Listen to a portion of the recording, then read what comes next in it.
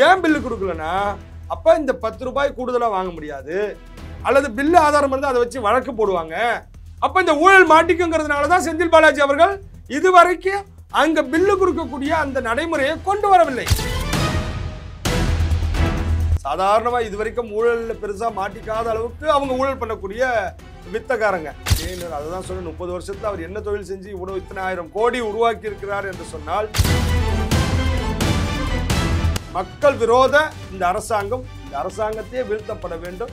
இந்த ஊழல் அந்த அரசாங்கத்தை வீழ்த்தணும். மட்டும் அவரே எல்லாத்தையும் எடுத்துக்கிறதுக்கு அவருக்கு தலைமையில் இருக்கக்கூடியவர்கள் ஏற்றுக்கொள்வார்களா, விட்டு வைப்பார்களா? KN அமைச்சர் யாருடைய கண்காணிப்பில் இருக்காரு? முதலமைச்சர் கண்ட்ரோல். அப்புறம் அவரு செய்யற ஊழல் இவருக்கு தெரியாம இருக்குமா? இது ஜனநாயக கடமை. இந்த ஜனநாயக கடமையை செய்வதற்காகத்தான் SIR என்னப்படுகின்ற இந்த வாக்காளர்கள் திருத்த பணிக்கான வேலையை இங்க இருக்கக்கூடிய எலெக்ஷன் கமிஷன் அறிவிக்குது. தமிழகத்தில் இருக்கக்கூடிய அரசு பணியாளர்கள், அரசு ஊழியர்கள், பல வாத்தியார்களா இருக்கக்கூடியவர்கள் பிஜேபி ஆளுங்க நினைக்கிறீங்களா? சம்பந்தம் இல்லாத எதற்காக இந்த பொய்யை பரப்புறீங்க? பாஜகவுக்கும் இந்த SIRக்கு என்ன சம்பந்தம்? அவர்களே வெங்கைய நாடு தான் கலைஞருடைய கல்வெட்டுல பாத்தீங்கன்னா இன்னமும் அப்படிதான் இருக்கும். அப்ப இவர்கள் தேவர் என்கின்ற அடையாளத்தை ஒழித்து விட்டார்கள், நாயுடு என்கின்ற அடையாளத்தை ஒழிக்க மாட்டார்களா?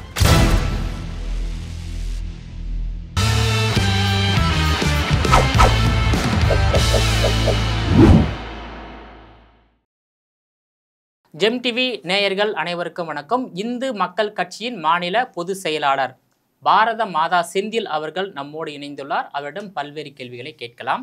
சார் வணக்கம். சார் வணக்கம். எப்படி இருக்கீங்க? நல்லா இருக்கேன். இப்போ தமிழ்நாடு நகராட்சி நிர்வாகம் மற்றும் குடிநீர் வழங்கல் துறையில் 2538 பணியிடங்கள் நிரப்பப்பட்டுள்ளது. அதில் ஒவ்வொரு பணியிடத்துக்கும் 25 லட்சம் 35 லட்சம் என பெறப்பட்டு 888 கோடி ரூபாயை அத்துறை அமைச்சர் KN அவர்கள் லஞ்சம் பெற்றதாக அமலாக்கத்துறை ஒரு அறிக்கையை DGP அலுவலகத்தில் வெங்கட்ராமனிடம் வழங்கப்பட்டுள்ளது. DGP வெங்கட்ராமன் அவர்கள் KN மீது FIR பதிவு செய்வாரா?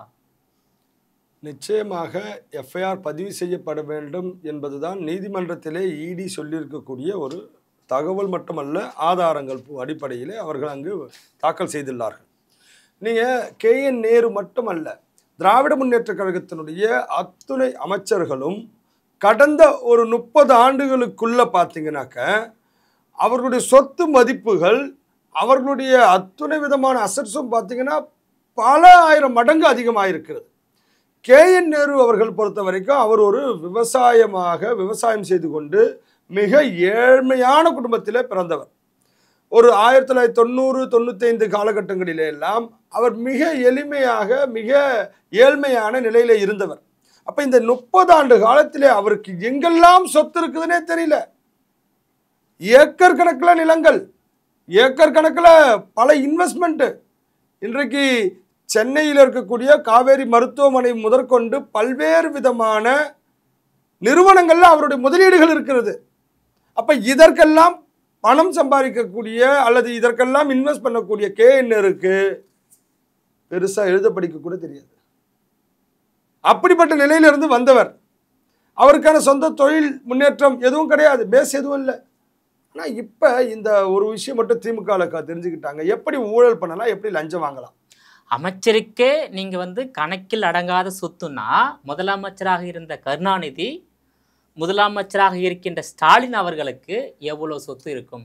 அதாவது நமக்கெல்லாம் தெரியும், ட்ரெயினில் டிக்கெட் எடுக்கிறதுக்கு வசதி இல்லாமல் டிக்கெட் எடுக்காம அங்கிருந்து வந்தவர் தான் நம்முடைய மூதறிஞர் அவர் கலைஞர் அவர்கள்.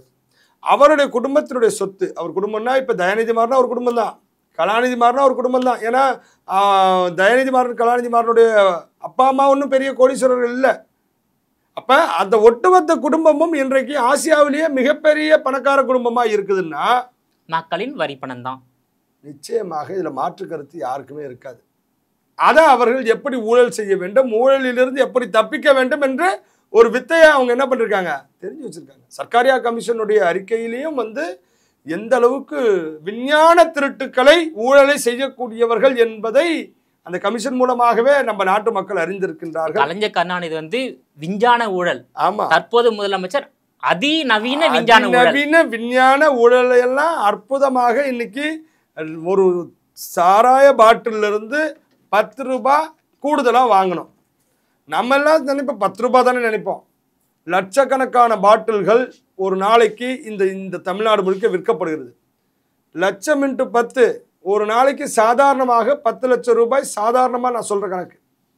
ஆனால் பல லட்சங்கள் போகும். அப்போ இந்த அளவுக்கு இதை நீங்கள் இந்த ஊழல் எப்படி நீங்கள் கண்டுபிடிக்க முடியும்? நான் என்ன கேட்குறேன்னா, சாதாரணமாக ஒரு மளிகை கடையில் போயிட்டு ஒரு சின்ன பொருள் வாங்கணும்னா நமக்கு பில்லு கொடுப்பாங்கல்ல.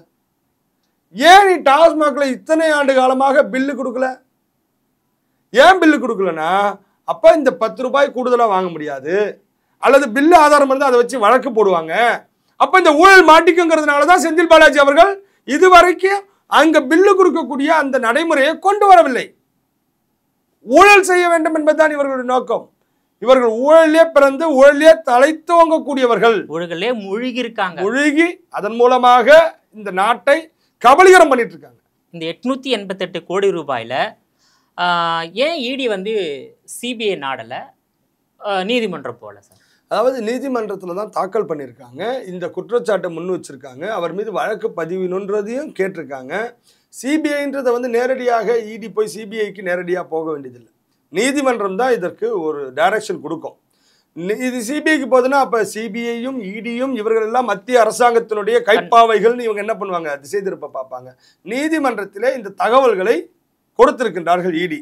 இப்போ நீதிமன்றத்தின் மூலமாக இந்த வழக்கு பதியப்பட்டு அந்த விசாரணையானது மேற்கொண்டு நடத்தப்பட்டு இந்த மாதிரி ஊழல்வாதிகளை, ஊழலுக்கு எதிரானவர்கள் நிச்சயம் தண்டிக்கப்பட வேண்டும் என்பதுதான் எல்லோருடைய எண்ணம். நிச்சயமா அதுதான் இடி செஞ்சிருக்கு. நீதிமன்றம் சரியான டைரக்ஷன் கொடுக்கும்னு நம்புறோம். அது ஓகே. இப்போ வந்து டிஜிபி வெங்கட்ராமனிடம் இந்த குற்ற அறிக்கை கொடுக்கப்பட்டுள்ளது. வெங்கட்ராமன் அவர்கள் நேரு மீது எஃப்ஐஆர் பதிவு செய்வாரா? ஏன்னா காவல்துறைக்கு பொறுப்பு வகிப்பவர் முதலமைச்சர் மு க ஸ்டாலின். ஸோ முதலமைச்சர் மு க ஸ்டாலின் தலைமையில் இழங்கக்கூடிய அமைச்சர் மீது எப்படி எஃப்ஐஆர் பதிவு செய்வார்? எஃப்ஐஆர் பதிவு செய்யப்பட வேண்டும் என்று நீதிமன்றம் சொன்ன பிறகு அது கொம்பாதி கொம்பனாக இருந்தாலும் அங்கு எஃப்ஐஆர் பதிவு செய்துதான் ஆக வேண்டும். அதற்கப்புறமா இவங்க என்ன பண்ணுவாங்கன்னா, பல்வேறு விதமான வழக்குகளில் பார்த்தீங்கன்னாக்க இவர்கள் ஆவணங்களை ஒழித்து வைப்பார்கள். அதற்குண்டான ஆவணங்கள் எல்லாம் இந்த தமிழகத்தில் எங்கெல்லாம் இருக்கின்றதோ அந்த இடத்துல இருந்து அவர்கள் அதை அழிப்பதற்கான ஒழிப்பதற்கான வேலைகளை செய்வார்கள். இது கடந்த காலங்களிலே திமுகவுக்கு கைவந்த கலை. சாதாரணமாக இதுவரைக்கும் ஊழலில் பெருசாக மாட்டிக்காத அளவுக்கு அவங்க ஊழல் பண்ணக்கூடிய வித்தகாரங்க. இப்போ நேரு அவர்களுக்கு காப்பாற்றுவதற்கு அரசாங்கம் நிச்சயம் உதவி பண்ணும். வழக்கு பதிவு பண்ணுறதுன்றது நிச்சயமாக நடக்கும். ஏன்னா அது நீதிமன்றத்தினுடைய டைரக்ஷன் வந்துருச்சுன்னா அது அவங்களால ஒன்றும் பண்ண முடியல. குற்றம் எப்படி செய்யணும், அதுலேருந்து எப்படி தப்பிக்கணும்னு திமுகவுக்கு நல்லாவே தெரியும். ரொம்ப சிறப்பாக அதை செய்வாங்க. அது நேரு அதை தான் சொன்ன. 30 வருஷத்தில் அவர் என்ன தொழில் செஞ்சு இவ்வளோ இத்தனை 1000 கோடி உருவாக்கி இருக்கிறார் என்று சொன்னால் என்ன தொழில்? அந்த தொழில் ஏன் பாமரனாக எங்களால் பண்ண முடியல? நமக்கு ஏன் கிடைக்கல? அதிகாரத்தை எப்படி பயன்படுத்தி அந்த மக்களிடமிருந்து வரி பணத்தை எப்படி சுரண்டுவது, லஞ்சம் வாங்குவது, எப்படி வேலைக்கு பணம் வாங்குறது, எப்படி வந்து ஒவ்வொரு விஷயத்தையும் பணமாக்குவது என்பது இவர்களுக்கு கைவந்த கலை. அதன் மூலமாக தான் நேருனுடைய இந்த இத்தனை 100 கோடி வந்து அவர் ஊழல் பெற்றதாக வரக்கூடிய அதை கேட்கும் போதே தலை சுத்துது. 888 கோடி கிட்டத்தட்ட அவ்வளவு லஞ்ச பணமாக வாங்கி அவர் இந்த மாதிரியான அரசு பணியிலே வேலைகளை அமர்த்தி கொடுத்திருக்கின்றார் என்று சொன்னால் இது மிகப்பெரிய மக்கள் விரோத இந்த அரசாங்கம். இந்த அரசாங்கத்தையே வீழ்த்தப்பட வேண்டும். இந்த ஊழல் அந்த அரசாங்கத்தை வீழ்த்தணும்னு நினைக்கிறேன். இப்போ இந்த 888 கோடி ஊழல் என்பது நேரு சம்மந்தப்பட்டிருக்கார். இதில் வந்து முதலமைச்சர் சம்மந்தப்பட்டிருப்பாரா? முதலமைச்சர் தெரிஞ்சுதான் இந்த ஊழல் நடந்திருக்குமா? அதாவது நான் செந்தில் பாலாஜி விஷயத்தை சொல்லும் போது சொன்னேன், இந்த 10 ரூபாய் கமிஷன் பார்த்து அதில் வரக்கூடிய பல லட்சம் பணம் வந்து பார்த்தீங்கன்னாக்கா ஒரு நாளைக்கு அதெல்லாம் போக வேண்டிய இடத்துக்கு போய் அதுக்கப்புறமா தான் இவங்க பங்கு பிரிப்பாங்க. நேரு மட்டும் அவரே எல்லாத்தையும் எடுத்துக்கிறதுக்கு அவருக்கு தலைமையில் இருக்கக்கூடியவர்கள் ஏற்றுக்கொள்வார்களா, விட்டு வைப்பார்களா? நேருவை நிச்சயமாக அவர்கள் சொல்லுகின்ற இடத்திலே போய் இன்வெஸ்ட்மெண்ட் பண்ணி அவர்கள் சொல்லுகின்ற இடத்திலே இந்த பணத்தை எல்லாம் அவர்களுக்கு வேண்டிய ஷேரை கொடுக்காமல் இது நடந்திருக்காது. ஏன் அவருக்கு முதலமைச்சருடைய இப்ப அமைச்சர் யாருடைய கண்காணிப்பில் இருக்காரு? முதலமைச்சர் கண்ட்ரோல். அப்புறம் அவர் செய்யற ஊழல் வந்து இவருக்கு தெரியாம இருக்குமா? அதிகாரிகள் சொல்லாம இருப்பாங்களா? இல்ல இது தெரியாம உளவுத்துறை சொல்லாம இருக்குமா? கப்பம் கட்டியிருப்பார். 2 விஷயம். ஒன்று, இது எங்களுக்கு தெரியாது அப்படின்னு முதலமைச்சர் சொன்னார்னா அவர் ஆளுமைக்கு தகுதி இல்லைன்னு அர்த்தம். இல்ல அது தெரியும்னு சொன்னார்னா அப்ப நீங்க பங்கு வாங்கியிருக்கீங்க. இப்போ முதலமைச்சர் தெரியாம அந்த ஊழல் நடந்திருந்தா இந்நேரம் கே நேரு அமைச்சர்கள் வந்து நீக்கப்பட்டிருப்பார். அமைச்சர் பதவியிலிருந்து ஏன் நீக்க மாட்டீங்க? ஏன் லால் கிஷ் அத்வானியின் மீது ஒரு குற்றச்சாட்டு வந்தது. நான் என்னுடைய பதவியிலிருந்து நான் பொறுப்பிலிருந்து நான் விலகிக் கொள்கிறேன்னு பொறுப்பிலிருந்து விலகிட்டு அதுக்கப்புறம் நீதிமன்ற தீர்ப்பு வந்ததுக்கு அப்புறம் தான் அவர் பொறுப்புக்கே வந்தார். இது பாரதிய ஜனதா கட்சி மாடல். எத்தனை ஊழல் வந்தாலும் செந்தில் பாலாஜி சிறையிலேயே இருந்தாலும் அவர் அமைச்சராக நீடிக்க வைத்து அவருக்கு அமைச்சருக்கான சம்பளம் கொடுத்து அமைச்சருக்கான தகுதி கொடுத்து அமைச்சருக்கான கௌரவத்தை செயலுக்குள்ளேயே கொடுத்தது தான் திராவிட மாடல். இந்த ஊழல்வாதிகளை காப்பாற்றுவதில் திமுக ரொம்ப கண்ணும் கருத்துமா இருக்காங்க. இது தொடர்பாக நீதிமன்றம் போறாங்க. ஒரு சில வழக்கில் நீதிமன்றத்தில் சாதகமான தீர்ப்பு வாங்குறாங்க, எதிரான தீர்ப்பு வாங்குறாங்க திமுக. அதை நீங்க பார்த்திருப்பீங்க. அதாவது கிட்னி திருட்டுல வந்து திமுக எதிரான தீர்ப்பு, அதே போல கரூர் வழக்கில் திமுக எதிரான தீர்ப்பு, அதே போல ஆம்ஸ்டாங் படுகொலை வழக்கில் திமுகவுக்கு எதிரான தீர்ப்பு வழங்கியிருக்காங்க. ஆனால் பல வழக்கில் திமுக சாதகமான தீர்ப்பு வாங்கியிருக்காங்க. ஸோ இந்த 888 கோடி ஊழலில் கே நேருடைய நிலைமை என்ன ஆகும்னு பொறுத்திருந்து பார்க்கலாம். இப்போ பார்த்தீங்கன்னாக்கா தமிழ்நாட்டில் வந்து இந்த சிறப்பு வாக்காளர் திருத்த பட்டியல் வந்து நடத்த போவதாக மத்திய தேர்தல் ஆணையம் தெரிவித்துள்ளது. இதில் வந்து இதை எதிர்த்து திமுக உள்ளிட்ட 49 அரசியல் கட்சி பங்கேற்ற அனைத்து கட்சி கூட்டம் நடைபெற்றது. திமுக சொல்லக்கூடிய கருத்து என்னவென்றால், அதாவது சிறப்பு வாக்காளர் பட்டியலில் பாஜகவுக்கு வேண்டாத வாக்காளர் நீக்கப்படுவார்னு சொல்றாங்க. இது ஏற்றுக்கொள்ள முடியுமா? இது நடைமுறையிலே எப்பேற்பட்ட பொய் என்பதை நான் சொல்லி நிரூபிக்கணும்னா, இந்த எஸ்ஐஆர் என்னப்படுகின்ற வாக்காளர் திருத்தத்திற்கான பணி இந்த தேதியில இப்பதான் பாஜக இந்த மாதிரி நடைமுறைப்படுத்திருக்கான்னு சொன்னா கிடையாது. கடந்த காலங்களிலே இருக்கக்கூடிய நடைமுறை என்ன காரணம்னா, இப்ப இவர்கள் கடைசியாக வாக்கு திருத்தம் பண்ணி வாக்காளர்கள் பட்டியல் வெளியிட்டதிலே எப்போது யாரேனும் இறந்திருந்தால், இப்ப இத்தனை நாள் இறந்திருக்க மாட்டாங்களா? ஆமா, அது வாக்காளர் இருக்கக்கூடியவர்கள் பட்டியல்ல வாக்காளர் திருத்தம், வாக்காளர் சேர்த்தல், வாக்காளர் நீக்குதல் என்பது வழக்கமான பணிதான். இப்ப இந்த பட்டியலில் இருக்கக்கூடியவர்கள் இந்த தேர்தல் 2026 வரக்கூடிய தேர்தலுக்குள்ளாக ஒரு வருட காலத்திற்குள்ளாக பலர் இறந்திருக்க முடியும். அவர்கள் பேரை நீக்கணுமா நீக்கக்கூடாதா? சரி. ரெண்டாவது, வீடு இடம் மாறுதல் ஏற்பட்டிருக்கும். அப்ப இடம் மாறுதல் ஏற்பட்டவர்கள், வீடு மாற்றி சென்றவர்கள், அவர்கள் என்ன பண்ணணும்? திருத்தம் பண்ணணும். அப்ப இந்த திருத்தங்கள் எல்லாம் ஓராண்டு காலமாக இறந்தவர்களுடைய வாக்குகளை திமுக கபலீகரம் செய்வதற்காக அல்லது அதற்காக யாரையும் மாற்று ஆட்களை அனுப்பிச்சு ஓட்டு போட பாக்குதா? ஏன் எஸ்ஆர் கண்டு பயப்படுறீங்க? இல்ல, 18 வயது நிரம்பியவர்கள் சேர்க்க வேண்டும், புதியதாக சேர்க்கணும். இப்ப இந்த ஒரு வருட காலத்திலே 18 வயது முடிந்திருக்கிறது என்று சொன்னால் அவர்களையும் இந்த பட்டியலில் 2026 தேர்தலில் வாக்களிக்கக்கூடிய உரிமை அவர்களுக்கு வேண்டும். இது ஜனநாயக கடமை. இந்த ஜனநாயக கடமையை செய்வதற்காகத்தான் எஸ்ஐஆர் என்னப்படுகின்ற இந்த வாக்காளர்கள் திருத்த பணிக்கான வேலையை இங்க இருக்கக்கூடிய எலெக்ஷன் கமிஷன் அறிவிக்குது. உடனடியாக எதை என்ன பண்றாங்க இவங்களுக்கு? அப்ப எனக்கு என்ன தோணுதுன்னா, கடந்த வாக்காளர் பட்டியல் தயார் செய்யும் பொழுது திராவிட முன்னேற்ற கழகத்தினுடைய ஆட்சியில் இருக்கக்கூடிய இங்க இருக்கக்கூடிய அந்த பணியாளர்கள், அரசு ஊழியர்கள் தான் இந்த பணியை செஞ்சாங்க. அப்ப இதுல ஏதேனும் திருட்டுத்தனம் பண்ணி வச்சுட்டு அல்லது இவர்களுக்கு சாதகமான வாக்காளர்களை வச்சுட்டு சாதகம் இல்லாதவர்களை நீக்கி வச்சிருந்தா அந்த உண்மை வெளியே வந்துடுமோன்ற பயத்துல தான் எஸ்ஐஆரை இப்ப இவங்க எதிர்க்கிறாங்க. இன்னொரு விஷயம், தமிழ்நாட்டில் 6,36,12,950 வாக்குகள் உள்ளது. இதுல பாஜக வாக்குகள் எவ்வளவு இருக்குன்னு நீங்க நினைக்கிறீங்க? லட்சக்கணக்கான வாக்குகள் உண்டு. அது இருக்கலாம். ஒரு எப்படியும் குறைந்தபட்சம் 30-40 லட்சம் வாக்குகள் வந்து பாரதிய ஜனதா கட்சிக்கு நிச்சயமாக இருக்கும். அது மட்டும் இல்லாமல் கூட்டணி சேரும்பொழுது சில வாக்குகள் இந்த பக்கம் வரும். உதாரணத்துக்கு அதிமுக ஜெயலலிதா அம்மா இருக்கக்கூடிய காலத்தில் அவங்களுக்கு போட்டிருந்த வாக்குகள்லாம் கடந்த பாராளுமன்ற தேர்தலில் பார்த்தீங்கன்னா பாஜகவுக்கு மாறி இருக்கு. 12% வாக்குகளை பாரதிய ஜனதா கட்சி பெற்றிருக்கின்றது.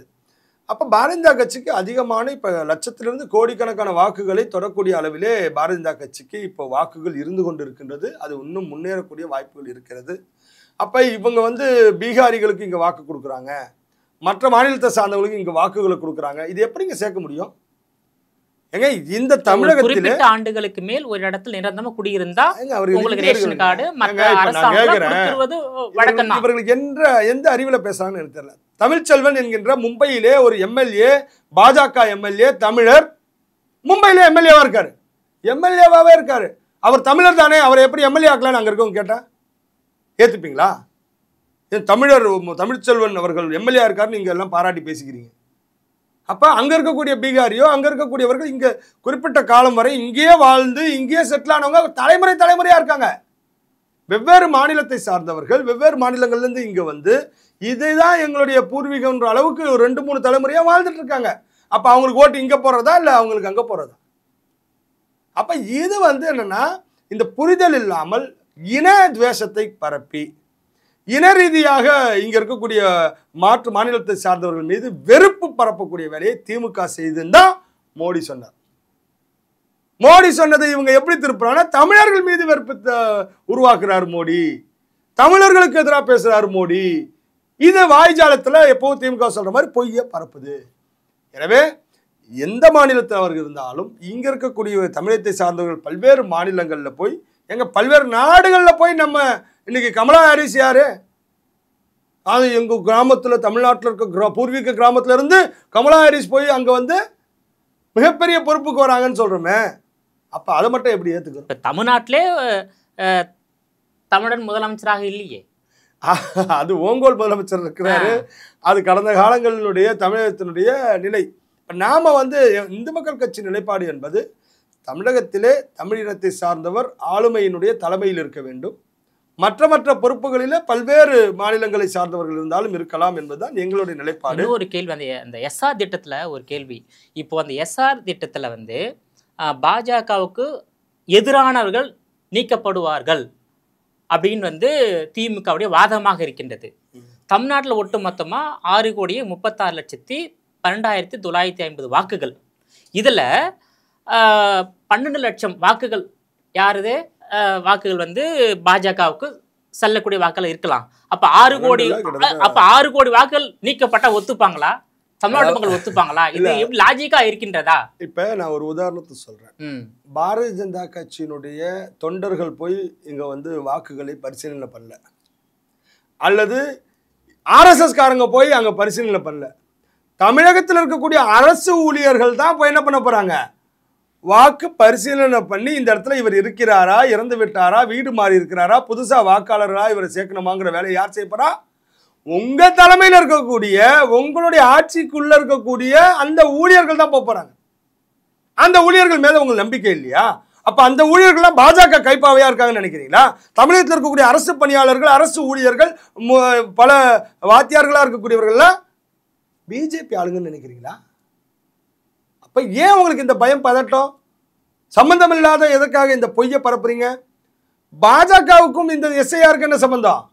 அப்ப கூட தேர்தல் ஆணையத்தினுடைய முடிவு இல்ல. அவங்க சொல்லக்கூடிய வாதனைனா தேர்தல் ஆணையமும் பாஜகவும் கூட்டு சேர்ந்து வாக்கு திருட்டை வெற்றிகரமா செய்துட்டு இருக்காங்க என்பதுதான் காங்கிரஸ் உடைய குற்றச்சாட்டு, திமுக குற்றச்சாட்டு. இப்போ இன்னொரு விஷயம், தமிழ்நாட்டில் வந்து பாஜகவுக்கு ஒரு 10 லட்சம் முதல் 36 லட்சம் வாக்குகள் இருப்பாங்களா?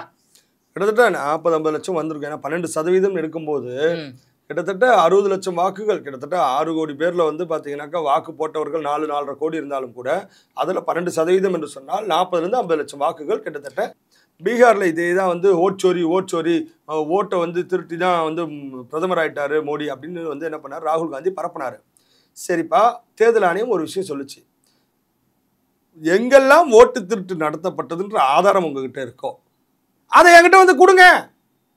வாங்க ராகுல் காந்தி, எங்கெல்லாம் ஓட்டு திருட்டு நடந்திருக்கு அல்லது காங்கிரஸுக்கு ஆதரவான வாக்குகளை திட்டமிட்டு நீக்கியிருக்கிறார்கள் என்கின்ற ஆதாரத்தை எங்களிடத்தில் கொடுங்கன்னு தேர்தல் ஆணையம் எவ்வளவோ வாட்டி சொல்லியும் ஒரு ஆதாரத்தை கூட கொடுக்க துப்பில்லாத இந்த காங்கிரஸ் தமிழகத்திலும் திமுகவோடு கூட்டு சேர்ந்து கொண்டு இங்கேயும் வந்து எஸ்ஐஆருக்கு எதிராக தேவையில்லாத ஒரு பொய் பிம்பத்தை பரப்பி இதெல்லாம் என்ன காட்டுதுன்னா, அரசியலை தேர்தலை நேர்மையாக சந்திக்க துப்பில்லாத அரசாங்கம், துப்பில்லாத ஆட்சியாளர்கள், துப்பில்லாத காங்கிரஸ் கட்சி, துப்பில்லாத திமுக.